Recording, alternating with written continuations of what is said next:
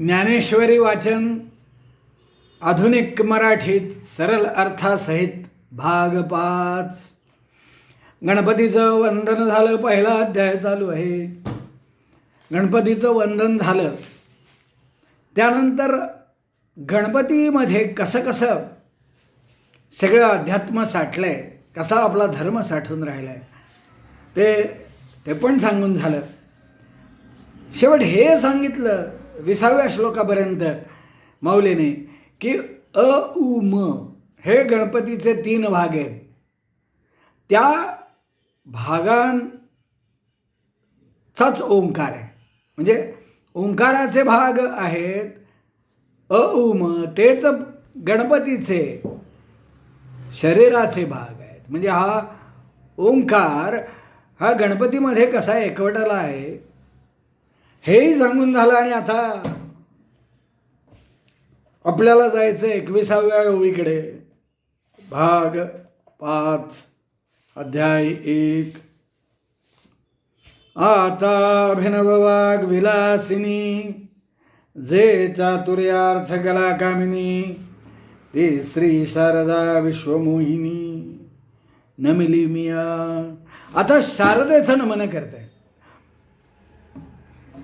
शारदा माता ही भगवान ब्रह्मदेव यांची पत्नी आहे. परंतु आमच्या पुण्यामध्ये मात्र गणपती शारदेचं मंदिर आहे. प्रमुखाची देवस्थान आहेत. गणपती बसतात. त्यातल्या मंडईच्या गणपतीच्या सोबत आहे शारदा माता. आता आहे का गंमत? तुम्ही पण बघा आणि सांगा काय म्हणाली माऊली 21व्या श्लोकात. शारदेचं नमन करतायत. शारदेचं वर्णन काश्मीरमध्ये मुख्यत्वे करून शारदा आहे आणि देशभरामध्ये ती सरस्वती माता अशीच आहे. आणि इथे गणपतीचं वर्णन झाल्यावर शारदेचं वर्णन आलं. मग आमच्या या पुणेकरांनी त्यामुळेच तिला गणपतीची पत्नी म्हटलं का? असं पण शक्य आहे. अगदी नक्की शक्य आहे. पुणेकर जास्त शहाणे आहेत का? तर असं काही नाही. शंकराचार्य केरळात झाले. चैतन्य महाप्रभू ओरिसात झाले. त्यामुळे असं नाही. पण काय अचानक एकदम पुण्यात म्हणजे तुम्ही हे केलं ना, जर शोध घेतला शारदा मातेचा तर माझ्या डोळ्यासमोर पटकन गणपतीची पत्नी म्हणून आली. पण मी बघितलं मग गुगलवर. आणि सरस्वती पूजन आपण करतो ती ब्रह्मदेवाची पत्नी आहे. ती विद्येची देवता आहे हे आपल्याला माहितीच आहे की विद्येची देवता सरस्वती आहे. आणि या ठिकाणी 21व्या श्लोक ओवीमध्ये जे माऊलीने म्हटलंय ते विद्येची देवता चाललेलं आहे शारदेच्या बद्दल. त्यामुळे ब्रह्मांची पत्नी ती आहे. पण प्रश्न असा येतो की मग हे गणपतीच्या पूजनानंतर गणपतीच्या वर्णनानंतर का आलं असेल यावर कधीतरी कुठेतरी कळेल. आता गुगललाही माहीत नाही आहे. जाणकार सांगतील.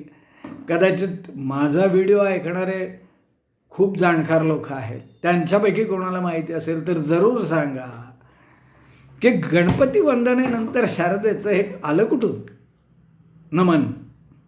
तर 20व्या श्लोकापर्यंत गणपतीचं वर्णन इतकं डिटेलमध्ये माऊलीने केलं आहे. आधी पहिला श्लोकच श्री गणेशाय नमः केला. त्यामुळे मी श्लोक म्हणायला लागलो याला, कारण ते संस्कृत आहे ना, ओवी नाही श्लोक बऱ्याच वेळा माझ्या बोलण्यात आलं. तर मी पहिल्या त्याच्यात श्री गणेशाय नमः म्हटलं आणि मग ते सगळं गणपतीचं पूजन झालं. ओम नमो जे आद्या झालं हे झालं. आणि आता या ठिकाणी 20व्या ओवीपर्यंत संपलं गणपतीचं वर्णन आणि इथे शारदेचं सुरू झालं. तर म्हणून हा प्रश्न आहे आता पुन्हा त्यात रिपिटेशन नको. तर कशी आहे ही शारदा माता? कशी आहे? तिला मी आता नमस्कार करतोय. तर ती कशी आहे? तर ती अभिनव वाग्विलासिनी. अभिनव म्हणजे नृत्य नूतन आणि वाग्विलासन म्हणजे शब्दाचे विलास करणारी. अहो किती त्या शब्दाला शिडी म्हटलं तरी त्या शब्दानेच कळतंय ना, शिडीशिवाय कुठं जाताय तुम्ही. त्यामुळे प्रत्येक शब्द महत्त्वाचा आहे. जे माऊली ब्रह्मसत्यम जगन मिथ्या म्हणते, अद्वैतच फक्त मानते, ती माऊली म्हणते की शब्द विण संवादी जे, ही माऊलीच म्हणते. जे शब्द विण संवादी जे, तीच माऊली हजारो लाखो शब्दांचा उच्चार या अमृतानुभवामध्ये आणि याच्यामध्ये करते. त्यामुळे शब्दांना हलक्यात घ्यायचं नाही. शब्द पाहिजे, नंतर मौनात जायचं. गुरुस्तु शिष्य हे जे आहे हाही संवादच आहे. गुरु आणि शिष्य हा देखील संवाद आहे. काहीतरी संस्कृत ट्राय करत होतं, राहिलं जाते, पण अर्थ आहे की गुरु शिष्य हा सुद्धा संवाद आहे, शब्दाच्या माध्यमातून होतो.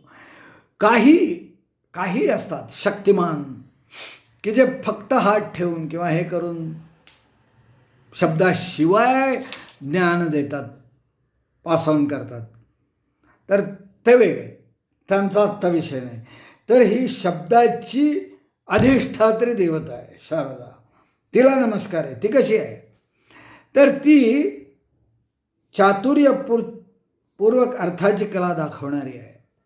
ते चातुर्य अर्थकला कामिनी, ते 64 कला ज्या आहेत त्यांची ही स्त्रीमूर्ती आहे. त्या 64 कलेचाही देव गणपतीलाच म्हटलं आहे, आणि आता त्याची स्त्रीमूर्ती म्हणून चातुर्यार्थकला कामिनी म्हणून शारदेचा उल्लेख माऊलीने केला आहे.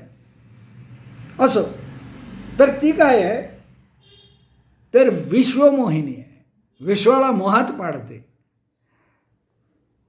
म्हणजे एकीकडे पार्वतीला शक्ती म्हटलं आहे, शिवाची शक्ती, प्रकृती. दुसरीकडे विष्णूच्या पत्नीला नारायणी म्हटलंय, ती पण धनधान्याची देवता आहे.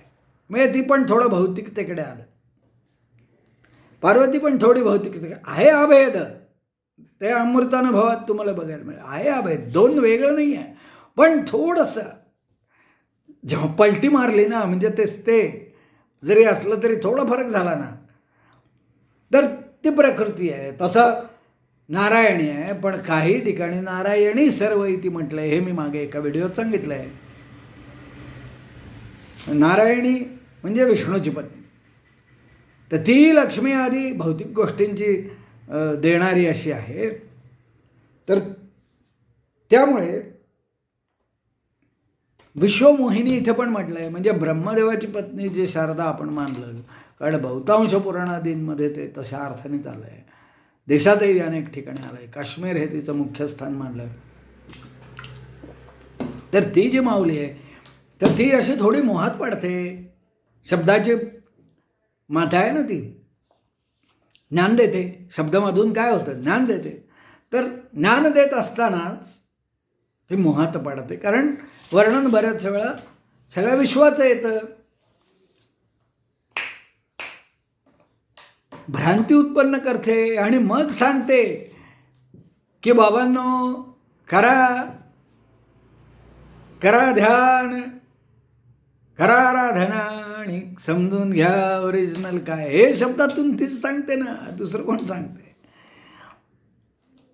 म्हणून असं म्हटलंय की पुढच्या श्लोकात येईल, परत ते रिपीट नको व्हायला, म्हणून थोडक्यात सांगतो. विधिनिषेध सांगते, बंधमोक्ष सांगते. आता बंधमोक्षाचा आपण पुढच्या श्लोकाच्या वेळी घेऊ, पण विधिनिषेधाचं इथे घेऊ. योग्य काय अयोग्य काय हेही तीच सांगते. योग्य अयोग्य हे भौतिकदृष्ट्या असो, म्हणजे आपल्या जगण्यामध्ये, जसं त्या वैशेषिकांमध्ये त्यांनी नीतिमत्ता म्हटलं. वैशेषिक जसं अणुरेणूपर्यंत माहिती देतात, पण परत नीतिमत्ता काय आहे ते सांगतात. तसं योग्य अयोग्य काय आहे, खरं आणि चुकीचं काय आहे हे सांगणारी ती आहे. विधिनिषेधाच्या वाटा दाविता हाचे देवटा. देवटा तुम्ही वेगळ्या अर्थाने देवटा शब्द वापरता बरं काय. हा देवटा म्हणजे दिवटी आहे, मशाल आहे, मशाल. विधिनिषेधाच्या वाटा दाविता हाची दिवटा, बंधमोक्ष कळे गाटा. काळी काटा शिष्ट हाचे. आता कोण शिष्ट आहे? हा शिष्ट आहे कोण? हे अमृतानुभवातला आहे बरं का श्लोक. तर तो काय आहे, विश्व हे नुसता बुडबुड आहे, वाचारंभण आहे, नुसती बडबड आहे, नुसते शब्द आहे. त्याला खऱ्या शब्दाचा अर्थ परमात्मा आहे. सर्व शब्दांचा अर्थ एकच परमात्मा. पण तिथपर्यंत पोचताना जे शब्द वापरले जातात ना, म्हणून. पण सगळ्यात फायनल शब्द कुठले चांगले? तर जे विधिनिषेध, म्हणजे मोहमाया ही सगळी, हे सगळं जग ही माया आहे आणि ब्रह्मदेव परब्रह्म आहे, तोच सत्य आहे, हे सांगणारा तो शब्द जास्त महत्त्वाचा आहे. कारण ती मूळ विद्या आहे. आणि बाकीच्या या गौण विद्या आहेत, पण त्या देखील महत्त्वाच्या आहेत, हे मागे आपण पाहिलं आहे. तर म्हणून हा मोह ती निर्माण तर करते, कारण शब्दांमधून सगळीच माहिती देते ना, त्यामुळे सगळंच खरं वाटायला लागतं. पण ह्या मोहातून मुक्त करणारी पण तीच आहे, परब्रह्माचं ज्ञान देणारी पण तीच आहे. असे त्या शारदा मातेला नमस्कार केला आहे. विद्या, शब्द, कला या सगळ्यांची ती अधिष्ठात्री देवता आहे. म्हणून गणपतीनंतर तिला नमस्कार केलेला आहे.